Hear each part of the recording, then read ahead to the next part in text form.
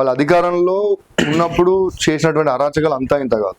Okay, నా మీద కూడా అటువంటి హత్యా ప్రయత్నం చేసినప్పుడు కూడా మేము అసలు యావత్ వరంగల్ సమాజం మొత్తం కూడా అసలు అసహించుకున్నది వినయ్ భాస్కర్. ఇంత అవసరమా, చిన్న నేను వెరీ యంగ్ పాలిటిక్స్, సో ఈ కుర్రోడి మీద అంత అవసరమా అన్నట్టు సిటీ అంతా భయపడ్డారు. చర్చ సిటీ అంతా అదే అనుకున్నారు, ఒకవేళ గెలిస్తే పవన్ పరిస్థితి ఏంది. మాకు కూడా అదే భయం. వీడు మళ్ళీ గెలిస్తే జనాలు నన్ను యాక్సెప్ట్ చేసిన అన్న ఫీలింగ్ అని ఉంటారు. లైక్ నేను ఇంత చేసినా జనాలు నన్ను యాక్సెప్ట్ చేసినలు, సో ఇంకేం చేసినా ఇంకేం కాదు, ఇంకెక్కువ చేస్తాను ఫీలింగ్ లో ఉంటాడు. కాబట్టి అప్పుడు మేము కూడా భయపడ్డాం. సో బెటర్ కొంచెం గ్యాప్ ఇవ్వడం బెస్ట్ ఏమో, మళ్ళీ ఒక 2-3 years గ్యాప్ ఇవ్వడం బెస్ట్ ఏమో అన్నటువంటి ప్లాన్ లో మేము కూడా ఉండే. గతంలో ప్రతిపక్షం మీద విరోచితంగా పోరాడినా స్వయంగా ఇప్పుడున్న ముఖ్యమంత్రి గారే మీ దగ్గరికి వచ్చిన సందర్భాలు ఉన్నాయి కదా. కాకపోతే ఇంకొక విషయం, ఇందాక మీ ఇంటర్వ్యూ కోసం వస్తుంటే మీ ఫాలోవర్ ఒక వ్యక్తి నాకు చెప్పిన ముచ్చట, మీ ఎదుగుదలని సొంత పార్టీ నేతలే అంటే ఓర్చుకోవట్లేరని చెప్పి కూడా మాట్లాడుతూ ఉన్నారు. ఆ రకమైన పరిస్థితులు ఉన్నాయా పార్టీలో? అదే అన్న, ఖచ్చితంగా డెఫినెట్ గా రాజకీయాలలో ఇవన్నీ సర్వసాధారణం. అంటే ఈ రాజకీయం అని కాదు, ఎక్కడికి పోయినా పాలిటిక్స్ లలో ఓ 10 మంది గుమ్ముగుడిన కాడ ఒకడికి పేరు వచ్చేటప్పుడు ఇంకోటి అసూయ అనేది చాలా సాధారణంగా వస్తుంటాయి. అది హ్యూమన్ నేచర్, అది హ్యూమన్ ఫీలింగ్ అది. సో నేనేమంటా అంటే ఇప్పుడు నా పార్టీలో అదే ఉంది. నాకు ఎందుకు అట్లా ఉన్నదంటే మనం చాలా యాక్టివ్, పని చేయగలుగుతాం, పైసా ఖర్చు పెట్టుకోగలుగుతాం. సో మన యాక్టివ్నెస్ ని చూసి, మనకు వచ్చే బయట నుంచి వచ్చే ఫాలోయింగ్ ని చూసి ఎప్పటి నుంచో పాతకున్నటువంటి లీడర్లు కొంచెం డైజెస్ట్ చేసుకోరు. ఇట్స్ వెరీ కామన్ అది. ఇప్పుడు నేను ఇక్కడ పర్టికులర్ గా తోటపవన్ అనే వ్యక్తి మీదనే ఎందుకు ఈర్ష్య అంటున్నా, ఎందుకంటే తన అంటే అత్యంత చిన్న వయసులో రాజకీయంలో ఇప్పుడే కదా వచ్చింది, వచ్చిన ఇన్నేళ్లకే ఈ రకమైన పరిస్థితులు ఎందుకు వచ్చినాయి అంటే వస్తాయి అన్న, అది హ్యూమన్ నేచర్ అంతే. ఇంకా ఇప్పుడు సీఎం రేవంత్ రెడ్డి గారు కూడా పార్టీలోకి వచ్చిన 5 ఏళ్లకే సీఎం అయ్యిండు డైరెక్ట్. అప్పుడు మిగిలిన లీడర్లు అందరూ దాన్ని డైజెస్ట్ చేసుకోలేకపోయారు. ఇక్కడ కూడా ఏంటంటే అప్పుడు చేసిన, ఇక్కడ కూడా ఏంటంటే ఎవరైతే యాక్టివ్ పని చేయకుండా సాధగానోడు ఊరికేటోని కాళ్ళు గట్లా అవుతుంటాడు. ఇది ఎక్కడైనా కామనే. కాబట్టి నాకు అదే పరిస్థితి. ఎందుకు పవన్ భాయ్ అసలు మీకు లీడర్షిప్ క్వాలిటీస్ ఎట్లా అలవాటు అయింది? అండ్ మోర్ ఓవర్ ఎందుకు మీరు కాంగ్రెస్ పార్టీని ఎందుకు అట్రాక్ట్ అయ్యారు? ఇతర పార్టీలు కూడా చాలా ఉన్నాయి కదా, అంటే చాలా ఆపర్చునిటీస్ ఉన్నాయి కదా. అదేనా అంటే మేము పాలిటిక్స్ చేయాలని ఒక రకమైన ఇంట్రెస్ట్ ఉండే. అంటే నేను జేపీ గారితో ఉండే అనమాట కొన్ని రోజులు. సో ఆయన వర్డ్స్ బాగా ఇన్స్పిరేషన్ అనిపించినాయి, అట్లా పాలిటిక్స్ లోకి వచ్చినాం. ఆయన రోజు మాకు ఏం చెప్తారంటే మన లైఫ్ లో యాచించే స్థాయిలో కాదు, శాసించే స్థాయిలో ఉండాలి అంటారు. సో దాని డిఫరెన్స్ ఎందుకు నాకు మంచిగా అనిపించింది. పవర్ పాలిటిక్స్ లో ఉన్నప్పుడు నువ్వు 10th class చదువుకొని పవర్ లో ఉన్నా గానీ నీ ముందు IAS ఆఫీసర్ కూడా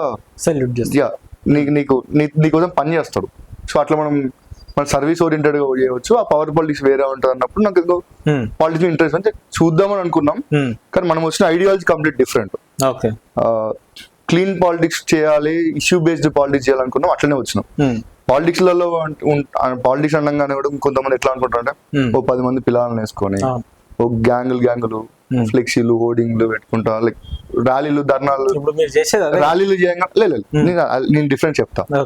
ఓ 10 మంది పెట్టుకొని తాగుడు తినుడు లేదా ర్యాలీలకు పోయి హోర్డింగ్ పండుగలు వినాయక చవితి ఇవి ఏం కాదు, రాజకీయం కాదు. పాలిటిక్స్ అంటే ప్రజల సమస్యల్ని పరిష్కరించడమే రాజకీయం.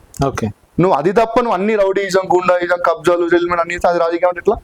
జెండా కండ కప్పుకొని జెండా పట్టుకొని నువ్వు రౌడీజం, గుండాయిజం, సెటిల్మెంట్ చేస్తే రాజకీయమా? అది కాదు. నువ్వు జనం కోసం పనిచేయాలి. జనంకి ఏం కష్టాలు ఉన్నాయో చూసి అవి అధికారుల దృష్టికి పట్టుకోపోతావా లేదా నీకు తోచిన సహాయం చేస్తావా, ఏం చేస్తావు, అది రాజకీయం. అట్లాంటి రాజకీయం చేయకుండా ఈ రోజు చాలా మంది బయట సోకాల్డ్ లీడర్లు అని చెప్పినట్టు వాళ్ళు ఇవన్నీ చేసుకుంటా ఇవి లీడర్లు, ఇవి పాలిటిక్స్ అని చెప్పుకుంటారు. బట్ మేము అటువంటి లక్షణాలు రాజేంద్ర రెడ్డి అన్నలో కనిపించినాయా మీకు? ఏదన్నా అది లీడర్షిప్ క్వాలిటీస్ అన్నలో మీకు ఎప్పటి నుంచి? అందుకే నేను ఆయన దగ్గరికి వచ్చినాం. ఆ రోజు నేను ఇండిపెండెంట్ గా ఉండి యూత్ ఫర్ స్వచ్ఛ వరంగల్ అన్న పేరు మీద మేము ప్రోగ్రామ్ చేస్తూ సిటీలో ఉన్నటువంటి ఇష్యూస్ మీద ఫైట్ చేసే టైంలో నా మీద పోలీసు వాళ్ళు పగబట్టి అంటే లైక్ వినయ్ భాస్కర్ ఇన్ఫ్లుయెన్స్ తోని నన్ను అరెస్ట్ చేయడము, నాకు చిత్రహింసలు, కస్టోడియల్ టార్చర్, స్టేషన్ లో కూడా విపరీతంగా కొట్టాను. సో అటువంటి పరిస్థితులు నేను ఫేస్ చేసినప్పుడు పోలీసులు నాకు ఫోన్ చేసి బెదిరించినప్పుడు ఇవన్నీ కూడా నేను ధైర్యంగా ఎదుర్కొనేటువంటి సందర్భంలో రాజేంద్ర అన్న నాకు స్వయంగా ఫోన్ చేసి నీలాంటి లీడరు నువ్వు ఒక్కడివి ఉంటే నీకు ఇబ్బంది ఉంటది, నీలాంటి వాడు ఒక పొలిటికల్ పార్టీ అంబ్రెల్లా కిందకి వస్తే నీకు మంచిది, ఎట్ ది సేమ్ టైం నీలాంటి లీడర్ కి మేము ప్లేస్ ఇచ్చినందుకు మాకు మంచిది, మాకు మంచి పేరు ఉంటుంది, మేము కాపాడుకుంటాం, నీలాంటి నీ సర్వీసెస్ పార్టీ కూడా పనికి వస్తాయి, నేను కూడా మంచి లీడర్ చేస్తాను అని చెప్పి ఆయన ఇన్వైట్ చేయడమే ఆ గొప్ప లక్షణం. సాధారణంగా ఆపర్చునిటీ ఇవ్వడమే. సాధారణంగా అరే వీడేంది నాకంటే ఎక్కువ చేస్తాడు అనుకునేటోళ్ళు కూడా ఉంటారు, జెలస్ ఫీల్ అయ్యేవాళ్ళు. కానీ ఆ రోజు రాజేంద్ర అట్లా ఫీల్ కాదు. నన్ను ఇన్వైట్ చేసిన పార్టీలోకి, పవన్ నువ్వు బాగా కష్టపడతాను, నువ్వు ఇబ్బందులు ఎదుర్కొంటాను, నువ్వు పార్టీలకు రా, నేనున్నా, నేను కాపాడుకుంటాను. ఎస్, ఆ రోజు నుండి ఈ రోజు వరకు మమ్మల్ని ఎంతగా ఇబ్బంది పెట్టినా రాజేంద్రని కూడా ఎంత అక్రమంగా మర్డర్ కేసులు ఇరికిచ్చాను, ఎన్నో అక్రమ కేసులు పెట్టాను, అటు ఆయన కాపాడుకుంటూ మమ్మల్ని కాపాడుకుంటూ మాక్సిమం ఎఫర్ట్స్ పెట్టాను. ఇంకా వేరే లీడర్లు ఉంటారు కొంతమంది జిల్లాలో, అది వీడేంది నాకంటే ముందే పోతాడు, వీడేంది ఫ్లెక్సీ లీడర్ ఫీల్ అయ్యేటోళ్ళు ఉంటారు. కొంతమంది ఉన్నారు, పేర్లు ఎందుకు చెప్తే బాగుంటుంది అంటే మా పార్టీ వాళ్ళు ఉన్నారు కాబట్టి. సో అట్లా ఈజీగా ఫీల్ అయ్యేటోళ్ళు ఉంటారు. కానీ హీఈస్ వెరీ ప్యూర్, అట్లా అస్సలకే ఉండడు. మేము పని చేస్తాము అంటే చెప్పి చేయవా అని అడుగుతాడు అంతే. ఒకవేళ రాజేంద్రని అడగాల్సి వస్తే చెప్పలేంటి అని అంటారు అంతే. చెప్పి చేస్తే ఆయన మనం ఏంది అక్కడ ఏమన్నా పొరపాటు జరిగినా కవర్ చేసుకుంటాడు, కవర్ చేద్దాం, ప్రొటెక్ట్ చేయడానికి ముందే చెప్తాడు. నేను చెప్తే నేను ప్రొటెక్ట్ చేస్తా కదా, ఇంకోలా కవర్ చేస్తాం కదా అని అంటారు అన్నమాట. సో అంత ఓపెన్ రాజేంద్ర కంటెస్ట్ చేసినప్పుడు ఈసారి ఏదేమైనా గెలుపు సూచనలు ఉన్నాయని ముందు కనిపించినాయి మీకు? ఆ రకమైన పరిస్థితులు వరంగల్లో కనిపించినాయి? ఏ రోజు అయితే రాజేంద్ర టికెట్ రావాలి అని చెప్పి జనాలు స్వచ్ఛందంగా మాట్లాడడం మొదలు పెట్టి ఆ రోజు రాజేంద్ర గెలుపు సాధ్యం అయిపోయింది, ఫిక్స్ అయిపోయింది. ఆ రోజు ఏ రోజు అయితే దాన్ని జీర్ణించుకోలేక రాజేంద్రకి వస్తున్నటువంటి ప్రజాదరణను జీర్ణించుకోలేక ఆయన చుట్టూ మాలాంటి నాయకులు ఎవరైతే బలంగా ఉంటారో మా మీద దాడులు చేసేదాకా పోయినప్పుడే రాజేంద్రన్న ఎమ్మెల్యే అని ఫిక్స్ అయిపోయింది. ఎస్, ఆ రోజే ఆ భయంతోనే కదా వీళ్ళందరూ చేసింది. సో మేము ఆ రోజే రాజేంద్రని ఈసారి గెలవకపోతే ఈ వరంగల్ ఇంకొక 20-30 ఏళ్ళు వెనకపోతానని అయితే మాకు చాలా స్పష్టంగా తెలుసు. సో రాజేంద్రన్న గెలుపు ప్రజలు డిసైడ్ చేసింది అది. ప్రజలు రాజేంద్రని గెలవాలని వాళ్ళు అనుకున్నారు.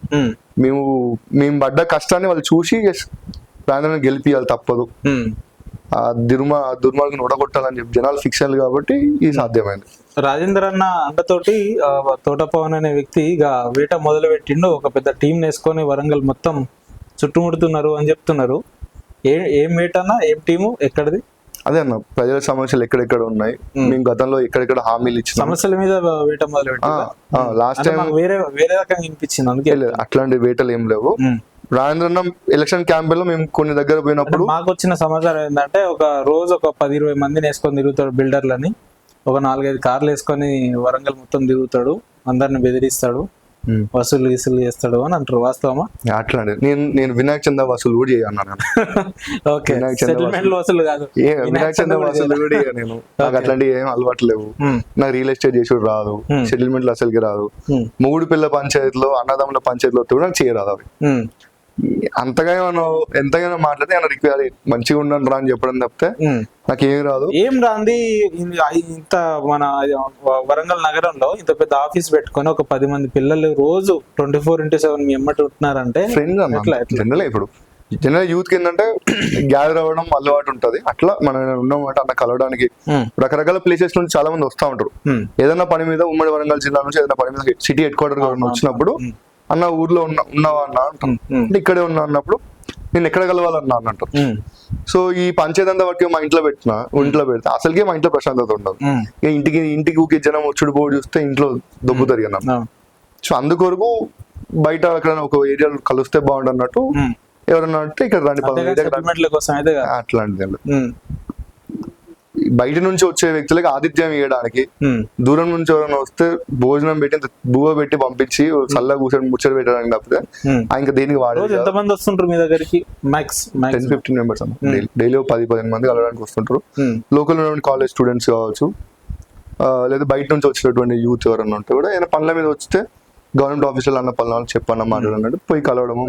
రైట్ పవన్ భాయ్, మిమ్మల్ని చాలా మంది మిమ్మల్ని చూసిన తర్వాత యంగ్స్టర్స్ పాలిటిక్స్ లో రావాలని అంటే మీ మీద జరిగిన ఇన్సిడెంట్ తర్వాత యువకులకు, విద్యార్థులకు ఒక ప్రశ్న ఉత్పన్నం అవుతుంది. ఏంటంటే తోట పవన్ అనే వ్యక్తి తను శారీరకంగా కావచ్చు, మానసికంగా కావచ్చు, ఆర్థిక పరంగా కొంత బలమైన వ్యక్తి కాబట్టి ఇటువంటి దాడుల్ని తట్టుకొని నిలబడగలిగిండు.